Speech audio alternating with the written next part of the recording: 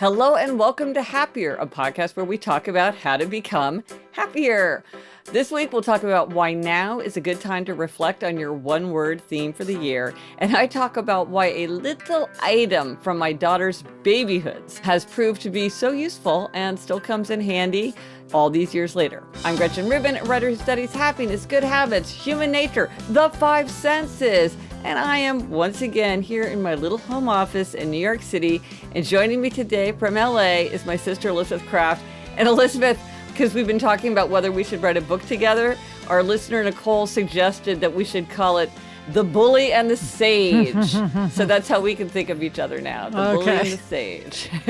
That's me, Elizabeth Kraft, a TV writer and producer living in LA. Gretchen, I think you're a sage bully, though. You're a sage happiness bully. You're just a pure You're not sage. the bad bully. You're a nice bully. I'm a nice bully. I'm a happiness bully. First of all, we want to say a big congratulations. Yes, to Chris Guillebeau, who's releasing his 2000th consecutive episode. That's every single day of Side Hustle School on June 23rd. That is an amazing accomplishment. I mean, just think about, like, what have you done 2,000 days in a row? I mean, brush my teeth is probably about it. Right, go to sleep at night. And I also want to point out, Chris is a rebel. He's an absolute textbook rebel. And sometimes people, I think people who aren't rebels are sometimes like, but if rebels are like so keyed into spontaneity and they don't like to lock into plans, can they ever get things done? And the answer is 100% absolutely they can, but they do it in a rebel way. And so Chris is a great example of someone who's so productive, so civic-minded, so helpful and wonderful, and he does it all from the rebel tendency. So congratulations to Chris. And for anyone who hasn't listened to Side Hustle School, it's great. It's all about how to start a side hustle with really practical information. It's 5 to 10 minutes a day. Yeah. And it will Great make you stories. want to start a side hustle. Guaranteed. Yeah. And we've talked about it, how it's comforting. Like it's very pleasant to listen to it. Yeah, it's very... Yes. So in episode 352, I had suggested using a harmonica to get people's attention. And Reagan wrote, "Thank you for mentioning the harmonica hack. I recently used this hack at my nonprofit's annual recycling conference and expo to quiet a crowd of more than 250 people during lunch before my remarks. People were clearly delighted, reacting with laughs and applause at this novel technique." One attendee shared the following feedback after the conference. "Thank you for organizing and leading such a memorable gathering this week. One of my biggest takeaways was you getting everyone's attention with a harmonica. Brilliant, fun, and appreciated." Elizabeth, this is one of my favorite kinds of hacks where it's just some little solution to a problem you didn't even know you had. I find these endlessly delightful. It's such a game changer because the harmonica is so small and so cheap. Anybody can do this. And they're very pleasant to the ear because of my Five Senses book. I'm much more focused on like whether things are like pleasant or neutral or sort of annoying. And there's just, it's so much better than clanking or something. There's something just pleasing about harmonicas. Absolutely. So this week, our Try This at Home tip is to reflect on your one-word theme for the year. So in episode 358, we talked about our choices of a one-word theme for this year. And we've done this for many years in a row now. My previous choices have included words like upgrade, bigger, lighten up, repurpose, delegate, infrastructure, growth. Last year was open. Elizabeth, what have your words been? Some of mine have been free time, style, Hot Wheels. That was when I needed to get a car. Novel, home, control, the number 6, lighter, and last year was butterfly. So we picked these words to sort of try to set an overall aim, kind of give a certain flavor to the year. And so we're almost at halfway. We're not quite at halfway, but we're almost at halfway. And Elizabeth, we talk about catalysts for reflection, but I'll remind everybody that if you want to get the calendar of catalysts, which I had so much fun creating, I'll post a link to that in the show notes. So it's time to think back and to think about those themes. So, Gretch, your word of the year is salt. So do you want to talk about sort of why you picked it and how you think you're doing with it? Yes. Well, I have to say I'm wearing my salt t-shirt that you gave me for Christmas. Anyone watching on YouTube can see it. Yes. I'll put a link in the show notes, but yeah, it's on YouTube. I love finding you the perfect t-shirt. I know you always give me something really good, and I wear this all the time. So I picked salt because of my book about the five senses. I was really thinking about salt. Salt's the only rock that we eat. We need it for life. It's a flavor enhancer. It's a catalyst for change. Like it dries things out. It melts ice. It changes flavors. Anything that it touches, it changes. And often it'll like make bitter things less bitter. Like it's just a flavor enhancer generally, as long as you don't have too much of it. Also, as somebody pointed out, it's also preservative, and that's very much in keeping with my mind because I'm always thinking about preserving memories and hanging on to things and that. And then it was funny, our listener Judy wrote, I had to laugh when you said on the podcast that some of your past words were dry, which they were. Then you chose salt, which is about as dry as you can get. Your explanation about how salt seasons and enriches flavors give me a much better appreciation of the word. I also think about the phrase salt of the earth to describe a good and honest person, which you are. So, Judy, I appreciate that. I hadn't thought about the salt of the earth. And I hadn't realized how literary the idea of salt is. So first of all, many listeners suggested reading Salt, A World History by Mark Kurlansky, which I bought. I haven't read it yet, but Mark Kurlansky changed my life with his book, Cod. It's like the story of the world through the eyes of a fish or something, which completely opened my eyes to the possibilities of nonfiction. So I have a very warm feeling for Mark Kurlansky. Several people quoted to me a passage from Isak Dinneson's tale, The Deluge at Norderney from Seven Gothic Tales, where two people are talking and one says, do you know of a cure for me? And the other person says, well, yes, I know of a cure for everything, salt water. Salt water in one way or another, sweat or tears or the salt sea. Wow. That's beautiful. Then Carl Uwe Knausgaard, who I love, in his essay Salt in the collection Summer, wrote, sugar cares only about itself. Salt brings out the best in others, which I think is interesting. That. But I have to say, Elizabeth, I do feel like it's a more rich and poetic theme. Like I'm loving gathering all these references and sort of pondering it, meditating on salt.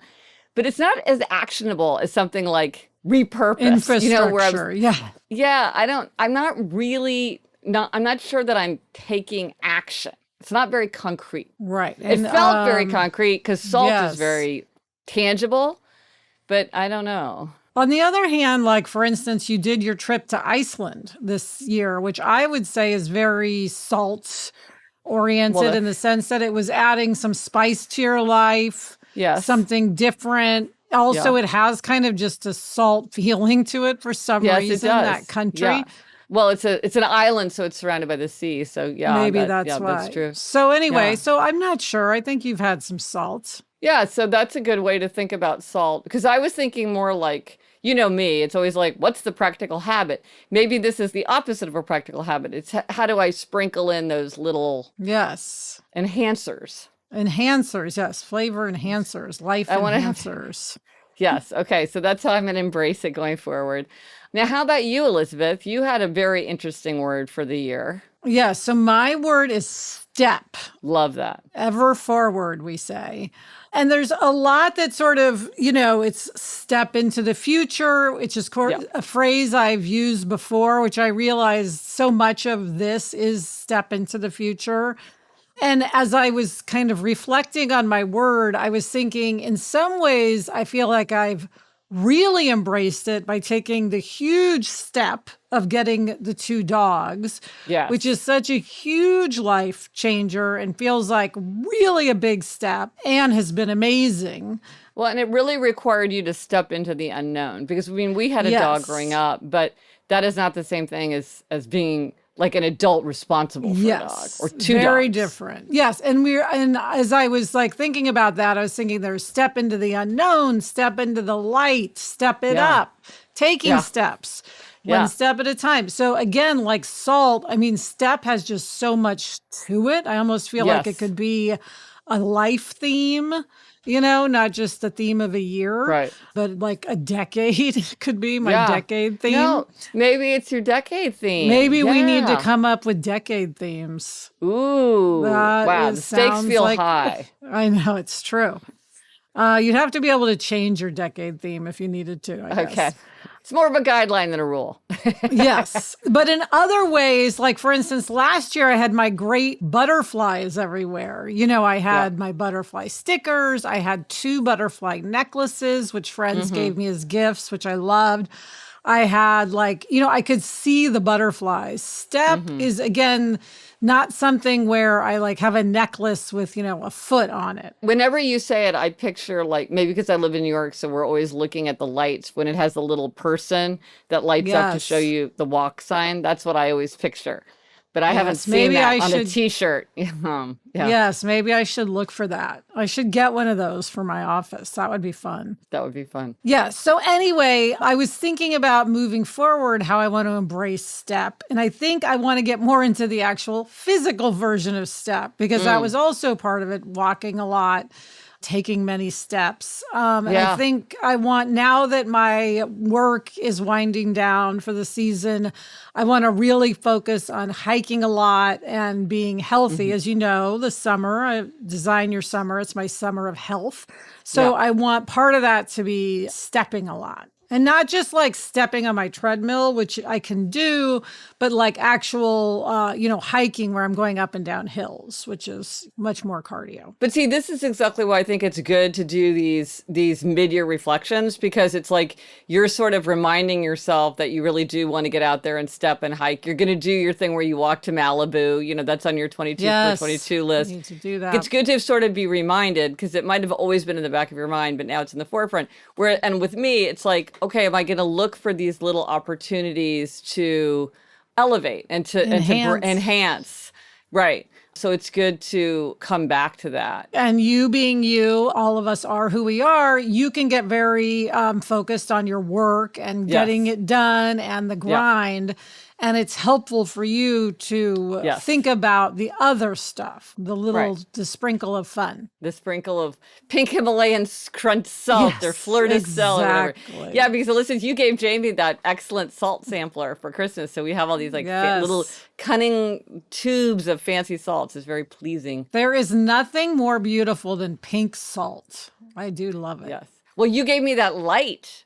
That salt light. Yes, that's You're great with the theme, Elizabeth. You run with the theme. You run with the theme. You run with the theme. Yeah. And they are helpful. It is helpful to have these visual cues. I know you with your butterfly necklace. Yes. Yeah. Very helpful. Well, let us know if you do try this at home and how reflecting on your one-word theme for the year is helping you to live up to your theme. And remind us what your theme is. We are endlessly fascinated by people's creativity. Let us know on Instagram, Twitter, Facebook. Drop us an email at podcast@GretchenRubin.com. Or as always, you can go to the show notes if you want to see a picture of my salt t-shirt.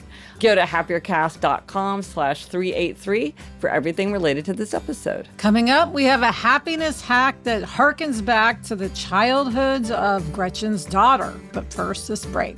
Okay, Gretchen, it is time for this week's happiness hack. And this one comes from your freezer.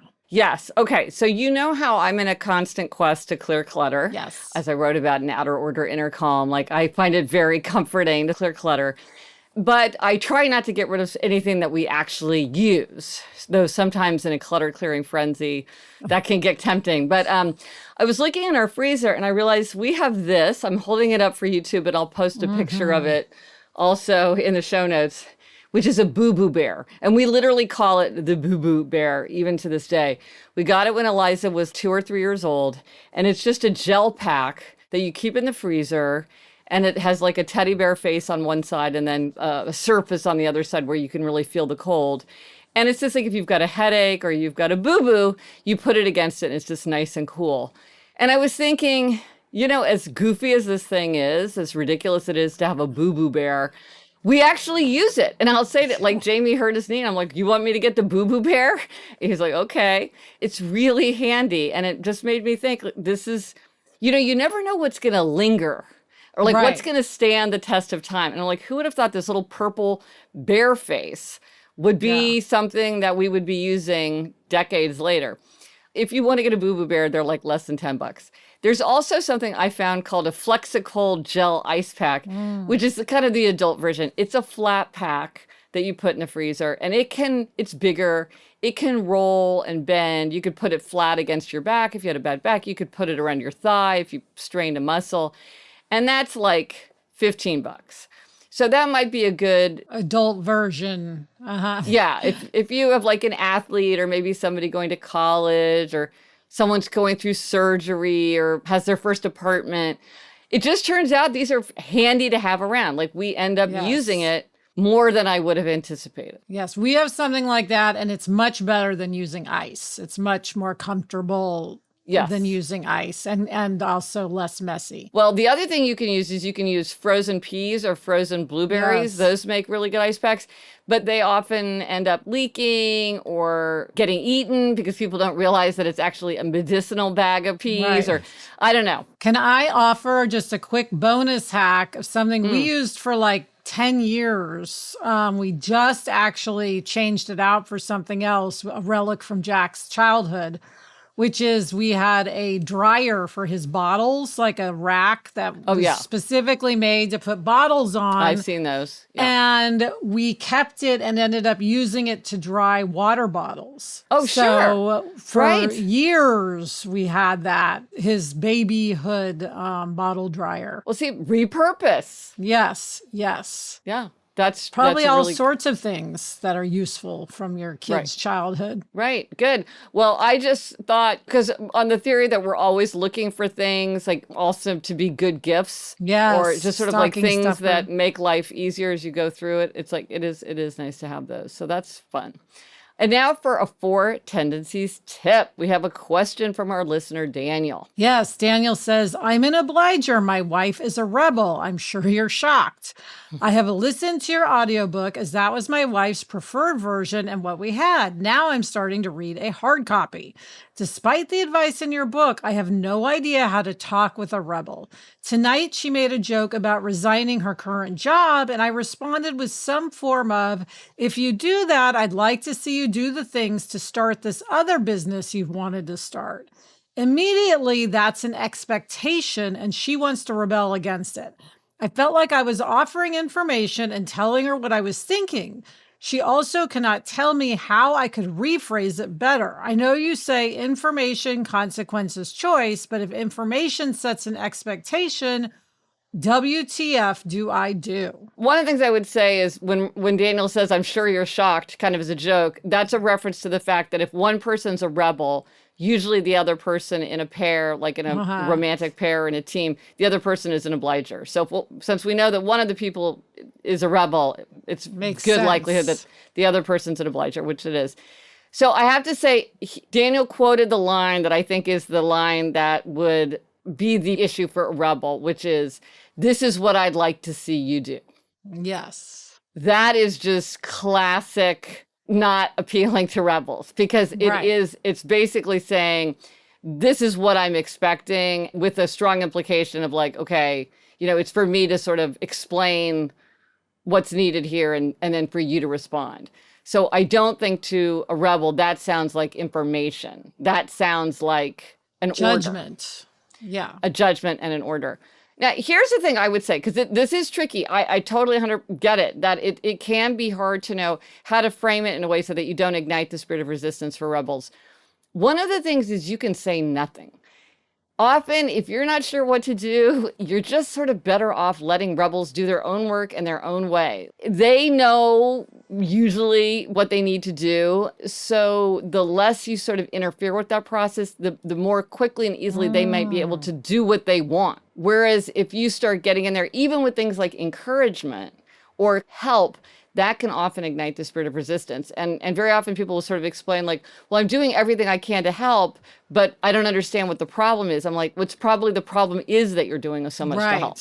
We hear that all the time. Right? Yeah. Okay, Gretch, here's a question for you though.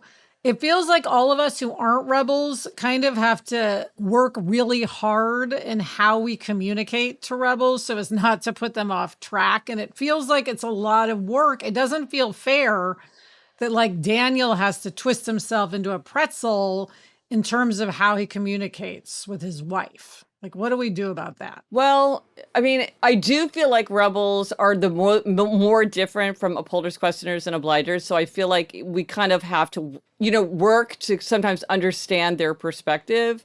But really, like, the deeper and deeper I get into this, the more I realize each tendency really kind of is much better off if you sort of take that perspective into account. If you build in all the reasons and the rationale when you're talking to a questioner, or you build in the accountability when you're talking to an obliger, and you look for the fairness, and with an upholder, like, you recognize how they can like lock in too tight or become rigid.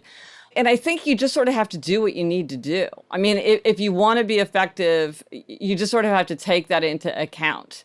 And from a rebel's perspective, they might be saying, well, I don't understand why you people just don't back off. Right. You think that you're trying to accommodate me, but I feel like you're just badgering me and like getting all up in my face. So part of it is just the perspective of it. And I really think the best thing is to think like, well, how do we communicate effectively? How do we create an environment where everyone can thrive, and stay focused on that? But Daniel's right. One thing that can work really well with rebels is information, consequences, choice.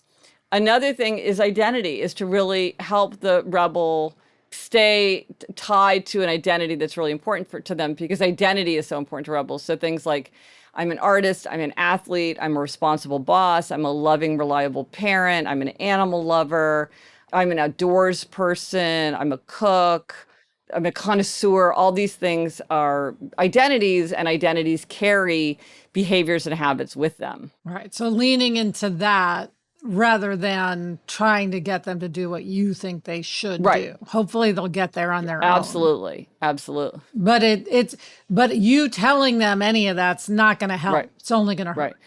That's what it always comes back to. Right. Very frustrating. Yeah. Now, sometimes they like a challenge. I'm not sure here they would like a challenge, but something, I always think back to the person who said that her husband didn't quit smoking until their 18-year-old son said, I don't even know why you're trying, Dad. Like, an old guy like you could never quit smoking. And the father was like, are you kidding? Watch me. He like quit the next day. Oh, wow. But that can funny. feel a little bit over the tops, I think. And it's also true, Gretch, like, to remind us that what does not work is being passive aggressive with a rebel, or really with anyone, but especially a rebel.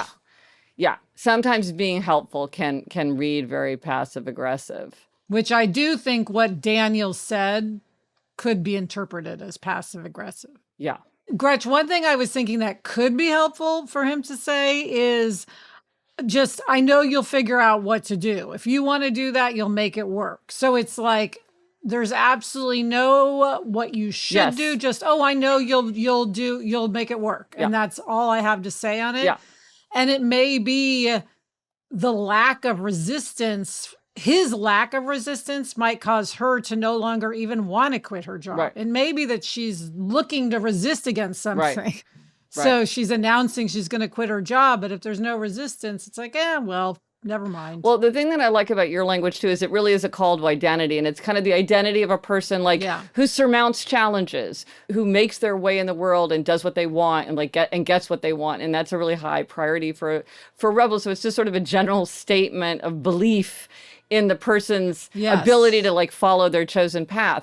I know if you want to do that, you'll make it work. And but there's no expectation tied to that about there's no timeline, there's no deadline, there's no this is what this should look like. This is what you sort of need to prove or anything. It's just, you'll do it in your way, but I know you, and you always figure things out. Yeah. Now, listeners, weigh in, especially rebels, weigh in if you've been in a similar situation, or if you found kind of like an approach that works for you, because sometimes it really is just sort of having the right, I love people having the right words for things, and sometimes having the right words can really make a situation just much more fruitful and productive, or else kind of frustrating, with all good intentions on both sides. It's just sometimes things just go sideways and we don't always know why. Communication breakdown. Yeah. A failure to communicate effectively. So thank you for that, Daniel. And now, Gretchen, we have a listener question, but it's a question that you have for listeners. Yeah, sometimes listeners ask us questions, and sometimes we ask questions of listeners, and I want your response. Are you a professional smeller of some kind? Do you work in perfume or food or wine, personal products, other kinds of products, anything having to do with smell? I'm very curious to hear about your experience, whether you think your work has affected your sense of smell or vice versa. I'd be very curious to hear about your observations. I've been thinking, obviously, because of my book about the five senses, I'm a big fan of the sense of smell. Any smell professionals have observations. I would be very curious to hear them, so send them our way. Interesting. Okay, coming up, Gretchen has a repeat demerit, one that she's repeated a few times. But first, this break. Okay, Gretchen, we are back with demerits and gold stars. And this week, you are up with a happiness demerit. Now, I know this is a repeat demerit. This is probably my top demerit that I give myself. I mean, this is one of the reasons that I wrote the Happiness Project to begin with, was because of this issue, which is using a mean voice. That's what my daughters called it when I was little. Oh, you're speaking to me in a mean voice. I just get snappish. I'm carping. And there might be a situation where I'm kind of on the edge between just having a pleasant or neutral tone and when I have an aggrieved tone or an annoyed tone. So for instance, what day is Eleanor taking the ACT? Poor Eleanor just took the ACT. Okay, like I answer once, I answer twice, I answer the third time. And sometimes you're not even really paying attention. You're just sort of like, it's in the short-term memory file because you have, you're trying to figure out one little thing, but you're not really trying to remember, so it doesn't stick. Right. We've all done it. I do that all the time. But then the third time I'm like, well, it's the same as the other two times that you asked me, which takes more energy than just saying the answer. It's always, and I can almost feel myself choosing. It's not even that it's 100% impulsive. It's like, I'm like, you know what? I'm going to let myself have a little fun here and bring on the snark. But then I feel terrible. It doesn't make me feel good. I know. You think it'll change. Yeah. He'll be like, oh my God, that must be so annoying that I've asked you that 3 times. Yes. Thank you for pointing that out to me. I will try to do better. No, it just gives a sour flavor. That's like being the salt. Yes. The salt is supposed to like sweeten the sour. That's why we put the salt on the grapefruit. So, or maybe it's the bitter. I think it sweetens the bitter. Yeah. Yes. I'll never forget a friend of mine's stepfather said that the most important thing in marriage is what you don't say. Yes. And I think this falls under that. Yeah. And the tone that you use for what you do say. Yes. Both very important. But Elizabeth, take us up. What is your gold star? Okay, Gretch, I am giving a gold star to my son, Jack, for finishing elementary school. It's a big deal at his school. He moves to middle school, which is like a different part of campus and a totally different structure and system. And I'm really giving him a gold star because he is just looking forward to 7th grade with such intensity. Like he really wants to attack 7th grade. He wants to like really think about it and think about how he wants it to be. And what does he want to do differently? And recognizing that it's going to be a lot more work. And I just feel like, he's nervous, of course, very nervous, but he's also kind of facing it rather than pretending that it doesn't exist. So I just want to give him a gold star because it's a lot. He did great in elementary and I hope he does great in middle school. Yeah, I mean, now they're kind of coming out of the whole COVID period. That was a lot to deal with. Yes. As all kids have dealt, as we all have dealt with a lot, but he kind of missed almost 2 years of school for COVID. So I do think that made it kind of especially remarkable to celebrate this rite of passage. Well, that's very mature of him even to be thinking of like, not just letting it flow over you the way you think of children, just sort of like showing up, but really thinking about how do I want to approach this? Like, that's great. Well, gold star to Jack and congratulations. That's a big milestone. The resources for this week, however you choose to design your summer, whatever your one-word theme is, the Happier app offers tools that can help. It's to track your habits in all different kinds of ways. We've got stuff for upholders, questers, obligers, and rebels. You can try it for free. You can track one aim for free. And then if you want to do more, then you can subscribe. So if you want to learn more, go to thehappierApp.com. And it has all kinds of prompts and know yourself better questions and quotations and all sorts of fun stuff there. And I have to mention, we won a Webby Award for design. Yay. So that's very exciting. So that's thehappierApp.com. And then Elizabeth, you and I, Wednesday, June 29th at 6 p.m. Eastern, we are doing a YouTube live event to talk about strategies for habit change. This is what I write about in my book, Better Than Before. We talk about the Four Tendencies. One of my favorite subjects of all time is habits. So you can tune in or subscribe at youtube.com/Gretchen Rubin. And Elizabeth, what are we reading? What are you reading? Gretch, I am listening to Leave the Gun, Take the Cannoli by Mark Seal. How about you? I'm reading The Bridge of San Luis Rey by Thornton Wilder. And that is it for this episode of Happier. Remember to try this at home. Reflect on your one-word theme for the year. Let us know if you tried it and how it's working out for you so far. Thank you to our executive producer, Chuck Reed, and everyone at Cadence 13. Get in touch. Gretchen's on Twitter at Gretchen Rubin, and I'm at Elizabeth Kraft.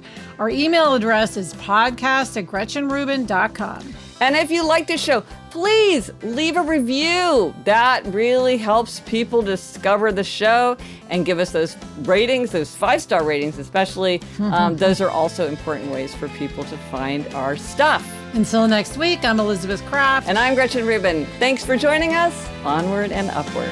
Gretch, I also have to give a gold star to Oliver, Chuck's son, who also just graduated 6th grade. That's right. Yes, we have 2 gold stars on the podcast. Yeah, my boy. Yay! Congratulations. It's a parent milestone as well as a child milestone. Thank you for watching us here on YouTube. If you enjoyed it, please hit subscribe right below the video. It really helps people discover the show. Thanks for watching.